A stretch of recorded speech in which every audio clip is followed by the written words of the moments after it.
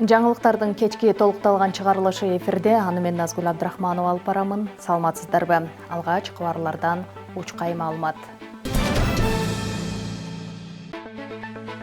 Учурда Кадамжай районунун аймагында сасык тумоо күч алууда. Буга байланыштуу аймакта 12 балдар бакчасы жабылды. Баткен электр тармактары ишканасына жаңы жетекчи дайындалды. Ынтымактуу үй-бүлө, зомбулуксуз коом. Баткен шаарында дал ушул максатты көздөгөн иш-чара орун алды.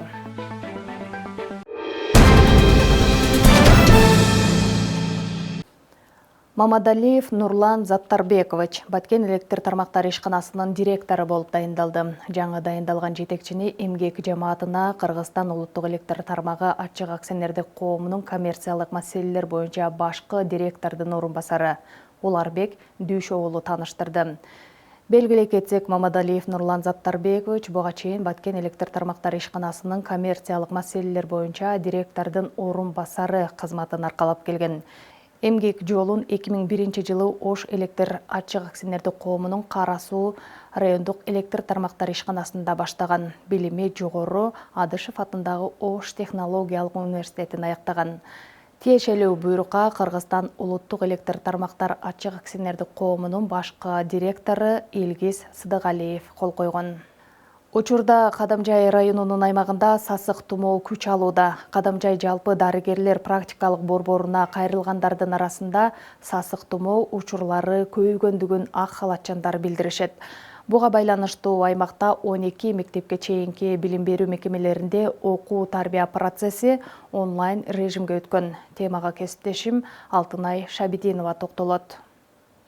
Кадамжай шаарындагы Ромашка балдар бакчасы учурда 10 күндүк аралыктан иштөөгө өткөн. Анын себеби балдар арасында сасык тумоо учурлары көбөйгөндүктөн балдар бакчасы 10 күнгө карантинге жабылган. Сад закрылся на карантин в связи со вспышкой гриппа. У нас всего 110. Тилекке каршы биздин балдар бакчабыз карантинге байланыштуу убактылуу жабылды. Анткени сасык тумоо кескин көбөйүп кеткен болчу. Жалпысынан 110 бала тарбияланып келген. Бирок балдар арасында ооругандар көп болду. 10 декабрдан кадимкидей тартипте кайрадан жумушка кайтабыз деп турабыз. Так что надеемся и ждем, что 10 декабря все детки выйдут, и мы будем нормально работать в обычном хорошем режиме. Расмий маалыматка караганда 24 ноябрдан 30 ноябрга чейин Кыргызстандын аймагында 36 миңдей кишиден курч респиратордук вирустук инфекцияларга жана сасык тумоо аныкталган. Ооруга кабылгандардын 70% 14 жашка чейинки балдар болгон. Оору Кадамжай районунда да көбөйгөндүктөн 12 балдар бакчасы карантинге жабылгандыгын райондук билим берүү бөлүмүнүн башчысы билдирди. Айтымында 25 ноябрдан 2 декабрга чейин дагы башка 3 балдар бакчасы окуу тарбия иштерин онлайн форматка өтүп, учурда кайрадан офлайн режиминде иштеп жатат. Бүгүнкү күндө Кадамжай райондук билим берүү бөлүмү тарабынан сасык тумоонун күчөшүнө карата мектепке чейинки билим берүү мекемелерин карантинге чыгарып атабыз. Буга негиз ошо санэпидстанция менен тыгыз байланышта иштеп атабыз. Мектеп жана мектепке чейинки билим берүү мекемелеринин жетекчилеринен маалыматты алып атабыз. Өзүбүз дагы биздин кызматкерлер барып мониторинг жүргүзүп атат. 25 ноябрдан башталган Тамаша Кутордо Колосок Мээрим Чабай балдар бакчасы карантинге чыгып, бүгүнкү күндө кадимкидей иштерди жүргүзүшүп атат. Ачылган. Мындан сырткары Расинка балдар бакчасында 2 тайпа карантинге чыкты. Бул 28 ноябрда, анан кийинки күндөрдө кичине күчөйгөнсүп 2 декабрь күнү 12 балдар бакчасы карантинге чыкты. Алтын Уя Көн, Акпейил, Акшоола, Гүлдесте, Келечек Күн Нуру, Баластан Окуна, Шүйдүрүм, Ромашка Кадамжай, Гөлү Каражагач, Байчечекей, Айдай жана Айденек балдар бакчалары бүгүнкү күндө карантинде. Мындан сырткары дагы кээ бир класстарда мектептердин кээ бир класстарын гана карантинге чыгардык. Булар азыр окууну онлайн режимде өткөрүп атат. Карантиндин мөөнөтү 1 жума. 1 жумадан кийин дагы кайра мониторинг жүргүзөбүз. Эгерде талапка жооп берсе, кайра өз ишмердүүлүктөрүнө бала бакчада улантышат. Мындан сырткары район боюнча айрым мектептердеги класстарда да сасык тумоого байланыштуу окуучулардын сабакка катышуусу 30% түзгөндүктөн аралыктан окуу тартибине өткөндөр бардыгын кошумчалады. Акыркы суткада Кадамжай районунда райондук жалпы дарыгерлер практикалык борборуна 357 жаран сасык тумоо болуп кайрылган. Алардын 59-у мектеп жашындагы балдар болсо, ал эми 122-си 5 жашка чейинки балдар. Ноябрь айынын акыркы суткасында 991 бейтап кайрылган. Дарыгерлер сасык тумоонун кайрадан күчүп жаткандыгын белгилешет. Күндөн күнгө сасык тумоо оорусу өтө көп болуп келип атат.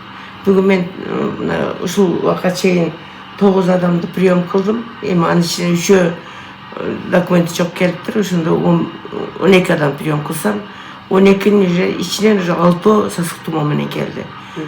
Ичинде чоңу да бар, чоң адамдар дагы, и балдар дагы бар. Независимо от возраста бардыгы тең келип атат азыр. Анан бул сасык тумоонун айырмасы жылга мынчалык болчу эмес, көбү кусуп келип атат. Акырын көбөйө баштады. Азыр мына 5 болуп аткан болсо, күнүгө жок дегенде ошо прием кылганын ичинен 50-60% сасык тумоо менен келип атат. Эми арасында баягы профилактикага келгендер да бар. Канча адам кабыл аласыз эми ушул күн сайын бир? Күн сайын кечээ, например, 27 адам прием кылдым. Ошонун канчасы сасык? 27-ден 8-и эме болуп келди, чистый ОРЗ болуп келди, ошо тумоо менен келишти. Кадамжай райондор аралык оорулардын алдын алуу борборунун башкы дарыгери Авазбек Балтабаев да оору көбөйүп жаткандыгына токтолуп, айрым билим берүү мекемелерине чектөөлөрдү киргизүү боюнча сунуштар берилгендигин баса белгиледи. Бүгүнкү күндө ушул сасык тумоонун жана ошо грипп ооруларынын көбөйүп атканына байланыштуу жалпы билим берүү мекемелеринде, мектепке чейинки билим берүү мекемелеринде чектөөлөр киргизилип атат. Чектөөлөрдүн негизги максаты ушул оорулардын тарап кетпеши. Ага негиз болуп коомдун саламаттык сактоо мыйзамы эсептелинет. Биз тараптан райондук билим берүү бөлүмүнө тапшырма берилет. 30%дан ашкандан кийин аралыктан окутууга жөнөтүлсүн деген. Бүгүнкү күндө 15 балдар бакчасы жабылган, алардын ичинен 3-өө кайра ачылды. Ал эми мектептерде болсо, мектеп толугу менен эмес, кайсы класстарда көп катталган болсо, ошолор аралыктан окууга өткөрүлүп атат. Азыркы күндө грипп, сасык тумоо республикадагыдай эле бизде дагы төмөндөй баштады.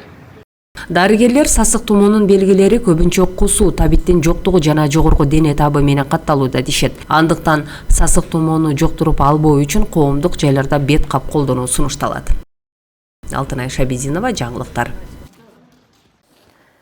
Кадамжай районунун Алыш жана Ылагыш айылдарында көп жылдан берки көйгөй болгон балабакча маселеси чечилип жатыптыр. Айылдагы каралбай калган маданият үйү жана эски мектеп капиталдык оңдоп түзөөдөн өтүп, заманбап бакчага айланган. Учурда айылдагы наристелер заманбап шартта билим алуу мүмкүнчүлүгүнө ээ болушкан. Бул боюнча алдыдагы материалда кеп болот. Алыш айылында балабакчанын имараты жок болгондуктан мектептин 4 бөлмөсүн убактылуу пайдаланууга туура келген. Бул көйгөйдү чечүү үчүн пайдаланылбай калган эски маданият үйү толугу менен капиталдык оңдоодон өткөрүлүп, бакчага айландырылган. Келечек үчүн билим берүү долбоору жана айыл өкмөтүнүн колдоосу менен ишке ашкан долбоордун жалпы сметалык баасы 4,5 миллион сомду түзгөн. Натыйжада ак ниет Алыш балдар бакчасында ушул тапта 70 бала тарбияланууда. Койка деген бир уюмдун агенттери келип бизге долбоорлорду сунуштаган. Биз өзүбүз айыл өкмөттөн долбоорду жазып, мына зданияны курганбыз да. Мына алдылары, мына заборлорун. Андан кийин бул жерге 3 сааттык бир класс ачылды. Анан 3 сааттыктан кийин дагы эле муктаждык, айыл чоң да. Жылытуу системасы, чатырыны оңдоп түзөө иштери бүт Масалев айыл өкмөтү тарабынан болду. Ошондой эле 4,5 миллиондук сметалык баа менен ушундай ремонт иштери болуп, балдар балабакчага кабыл алынып жатат. Балдарга тарбиялоодо негизинен биз балдардын эли жерин сүйүүгө, патриоттуулукка тарбиялап жатабыз. Ал эми Ылагыш айылында эскилиги жеткен мектеп имараты 3 миллион 700 миң сомго капиталдык оңдоодон өтүп, заманбап бакчага айланды. Бул иш түрткү берүүчү грант аркылуу каржыланып, азыр бакчада 145 бала үчүн бардык шарттар түзүлгөн. бакча биринчи ачылганда 2 10 сааттык жатак, анан 1 3 сааттык тайпа болуп ачылган. Анан былтырта акыркы жылдардан бери ушул министрликтин электрондук кезектеги балдарды камтуу боюнча оптималдаштыруу тапшырмасын аткаруу максатында биз дагы ушул мектептин эски 2 имаратыны капиталдык ремонттон өткөрүп, ушул камтууну колго алып, электрондук кезектеги балдардын санын кыскартып, муктаждыкты орундатып, биз дагы ушул тайпаларды көбөйттүк. Азыркы учурда 5 тайпа 145 бала тарбияланып жатат. Мына ушундай иш-аракеттер аркылуу эл ичеринде билим берүүнүн сапаты жакшырып, жаш муун үчүн зарыл шарттар түзүлүүдө. Бала бакча маселеси чечилген сайын ата-энелердин да түйшүгү жеңилдеп, келечек үчүн мыкты мүмкүнчүлүк жаралууда. Бермет Манасова, Абдрашид Саттаров, жаңылыктар.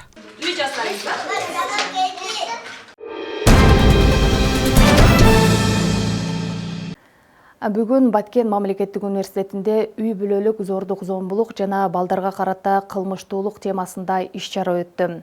Анда коомдун келечеги болгон балдарды коргоо, алардын коопсуз чөйрөдө өсүүсүн камсыз кылуу зарылдыгы белгиленди. Ага мектеп окуучулары, студенттер жана тиешелүү органдардын өкүлдөрү катышып, зордук зомбулуктун алдын алуу боюнча маанилүү маалыматтар берилди. Үй бүлөлүк зордук зомбулук жана балдарга карата кылмыштуулук темасында иш-чара Баткен мамлекеттик университетинде өттү. Иш-чарага шаардагы мектеп окуучулары катышып, аларга тиешелүү мамлекеттик жана укук коргоо органдары тарабынан балдарга жана аялдарга карата жасалган зордук зомбулуктун кесепеттери тууралуу маалыматтар берилди. Чоң кишилердин айырмасын бөлгөн бул балдар жөнүндө атайын кодекс бар. Ал жерде 18 жашка толгонго чейинки өспүрүм кураптагы балдар, улан кыздар, булар жаш өспүрүмдөр болуп эсептелет. Акыркы мезгилде балдар арасында кылмыштуулук, агрессия жана зордук зомбулук фактылары өлкө боюнча көбөйүп жатканы баарыбызга көрүнүп турат. Бул бир гана үй бүлөнүн же бир мектептин көйгөйү эмес, бул жалпы коомдун көйгөйү. Балдар биздин келечегибиз, ошондуктан ар бирибиз жоопкерчиликтүү болушубуз керек. Биринчиден эле негизи үй бүлөдө түшүнүү, ачык айкын сүйлөшүүлөр болуш керек бала менен. Экинчиден мектепте ата-энелер жана мектеп мугалимдери менен ар дайым тыгыз байланышта болуш керек. Үчүнчү, балдардын бош убактысын спортко, билим алууга жана чыгармачылыктарга багыттоо зарыл. Эң башкысы ар бир бала угулууга, корголууга жана сүйүүгө татыктуу.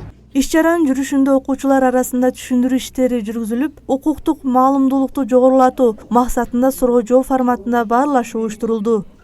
Бул иш-чарада ошол Баткен областтык прокуратурасынын башчысы жана Баткен райондук ички иштер бөлүмүнүн жетектөөчү тескөөчү адистери өзүлөрүнүн ошол өспүрүмдөр арасындагы кылмыштуулуктун алдын алуу боюнча баяндамалар менен бөлүштү жана өспүрүмдөргө маалымат берүү менен аларды ошол кылмыштуулуктун алдын алууга жардам берүү чакырыктарын жасашты.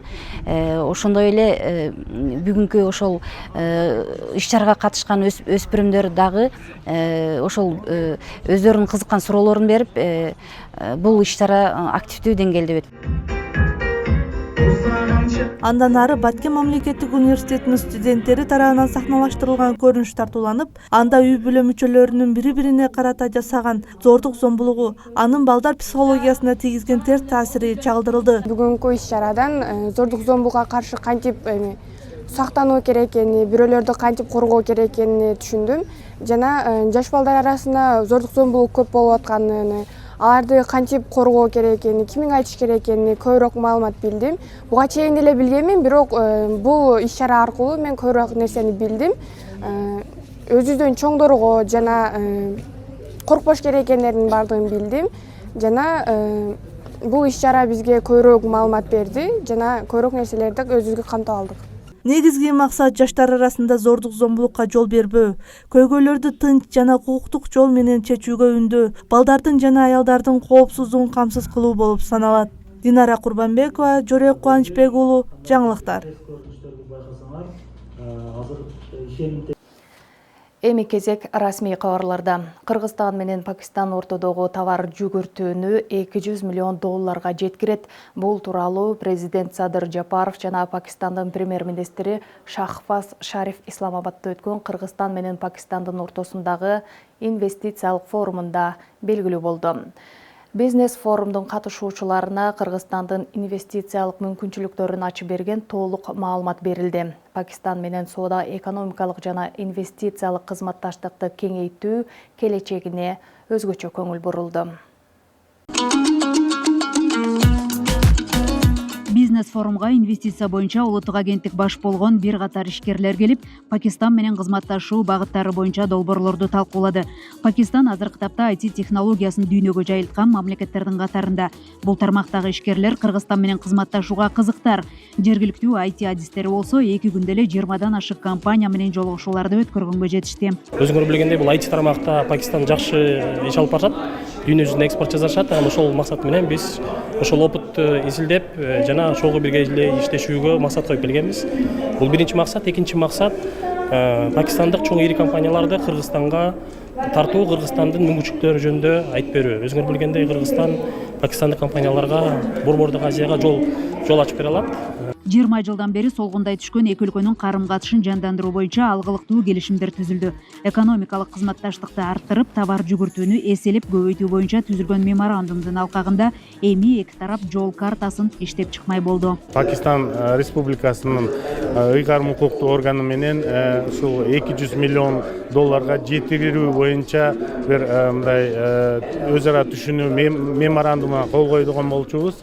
Керектүү тиешелүү кадамдарды камтыган бир мындай жол картасын иштеп чыгып кол коюу пландаштырылууда. Кыргызстан-Пакистан бизнес форумунда президент Садыр Жапаров сөз сүйлөп, Кыргызстандын географиялык жактан ыңгайлуу жайгашкан мүмкүнчүлүктөрүнө токтолуп, учурда ишке ашырылып жаткан мега долбоорлор тууралуу маалымат берди. Акыркы жылдары өлкөдө реалдуу өсүү темпи байкалып, ишкерлерге түзүлгөн шарттар бир топ жакшырды. Ошондой эле мамлекет 2030 жылга чейин алдыда өнүгүү планын коюп, аны ишке ашырууга болгон аракетин жумшоодо. Кыргыз Республикасы Евразиянын чордонунда жайгашып, Европа менен Азиянын ортосунда көпүрө катары маанилүү ролду ойной алат. Себеби Кыргызстандын географиялык, стратегиялык жайгашуусу өтө ыңгайлуу. Эгер Кыргызстан менен Пакистан транспорттук, транзиттик жана башка жагымдуу шарттарга ээ болгон механизмдерди колдонсо, көп миллиондогон дүйнөлүк рыноктарга бири-бирине жол ачары шексиз. Биз гидроэнергетика, логистика, айыл чарба, гендерди иштетүү, халал индустрия, туризм, фармацевтика тармактарына инвестициялар тартууга өзгөчө көңүл буруп жатабыз. Ошондой эле 2030 жылга чейин Кыргыз Республикасын өнүктүрүүнүн улуттук программасын кабыл алдык. Эл аралык чейин анализ индексине ылайык учурда Кыргызстан криптовалютаны кабыл алуу боюнча дүйнөдө 19-орунда турабыз. Урматтуу премьер-министр мырза, Пакистандын бизнес чөйрөсүнүн ардактуу өкүлдөрү, Кыргызстандын жетишкендиктери жана ар түрдүү тармактарда инвестициялык потенциалы менен тааныш үчүн Пакистан ишкерлерин Кыргызстанга келип кетүүгө чакырамын. Тышкы кызматташтык жаатына келсек, өлкө башчысынын бул жолку мамлекеттик сапары жогорку деңгээлде өткөндүгү айтылууда. 2 күндүк сапардын алкагында бир катар жемиштүү сүйлөшүүлөр жүрүп, аны ишке ашырууга эки тарап тең кызыктар. Пакистан менен кызматташуу перспективасы бар, чоң. Экинчиден болсо, биз ошо эл аралык уюмдарда Пакистан менен кызматташабыз. Шашпай отуруп талкуулап сүйлөштүк. Булардын да өзүнүн ою бар экен, биздин да өзүбүздүн оюбузду айттык. Негизинен булар тараптагы, биз тараптагы кызматташууга кызык экенибизди тактадык. Бизнес форумга Кыргызстандан 24 компания, Пакистандан 100дөн ашык түрдүү компаниялардын өкүлдөрү келди. Биргелешкен сүйлөшүүлөрдүн жыйынтыгы боюнча 11 меморандумга кол коюлду. Бул жолку ишкердик форум маалымат алуу жаатында жемиштүү өтүп, келечекте биргеликте иштешүүгө макулдашкан компаниялар көп болду.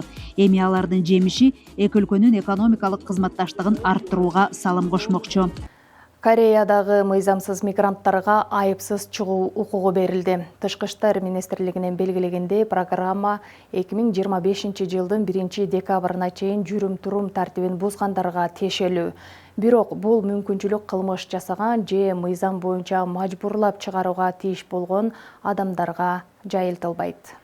Кыргызстандын тышкы иштер министрлиги Түштүк Кореянын мыйзамсыз жүргөн чет өлкөлүк жарандар үчүн киргизген өз ыктыяры менен чыгып кетүү программасы боюнча түшүндүрмө таратты. Маалыматка ылайык, жарактуу визасы же иммиграциялык макамы жок жүргөн кыргыз жарандары үстүбүздөгү жылдын 1 декабрынан тартып 90 күндүн ичинде 2026 жылдын 28 февралына чейин Кореядан чыгып кетсе, аларга айыппул салынбайт жана кайра кирүүгө тыюу чаралары колдонулбайт. Тышкы иштер министрлиги белгилегендей, программа 2025 жылдын 1 декабрына чейин жүрүм-турум тартибин бузгандарга тиешелүү. Бирок бул мүмкүнчүлүк кылмыш жасаган же мыйзам боюнча мажбурлап чыгарууга тийиш болгон адамдарга жайылтылбайт. Министрлик Кореяда мыйзамсыз жүргөн кыргызстандыктарды укуктук терс кесепеттерден сактануу үчүн аталган программадан пайдаланып калууга чакырат. Ордолуу Ош шаарында аял режиссерлордун арасында эл аралык кинофорум өттү. Кинофорум тоо экосистемаларын жана аялдардын искусстводогу үнүн бекемдөөдө маанилүү аянтча болуп саналат. Быйылкы форумда Кыргызстан жана коңшу мамлекеттердин аял режиссерлору тарткан 25 тасма көрсөтүлдү. Президенттин атайын өкүлү Динара Кемелова Ош шаарында өткөн 7-чи аял режиссерлордун эл аралык кинофорумуна катышты. 2-5 декабрда өткөн Тоолор, экология, кинодогу аялдар, келечекти өзгөрткөн көз караш аттуу форум тоолуу аймактарды өнүктүрүү боюнча 5 жылдык аракеттердин жана эл аралык тоо күнүнө карата иш-чаралар декадасынын алкагында уюштурулду. Ачылышта Кемелова уюштуруучуларга ыраазычылык билдирип, кинофорум тоо экосистемаларын жана аялдардын искусстводогу үнүн бекемдөөдө маанилүү аянтча экенин белгиледи. Ал ошондой эле президент Садыр Жапаров демилгелеген тоолуу аймактарды өнүктүрүү боюнча 5 жылдык программаны тааныштырды. Быйылкы форумда Кыргызстан жана коңшу мамлекеттердин аял режиссерлору тарткан 25 тасмага көрсөтүлдү. Иш-чара биринчи жолу экологиялык блокту сунуштап, климаттык чакырыктар, аялдардын айлана чөйрөнү коргоодогу ролу жана социалдык маселелер негизги темалар катары талкууланды. Сиздер жума күнгө алынган жаңылыктардын кечки толукталган чыгарылышы менен тааныштыңыздар. Кайрадан эфир аркылуу көрүшкөнчө эсен туруңуздар.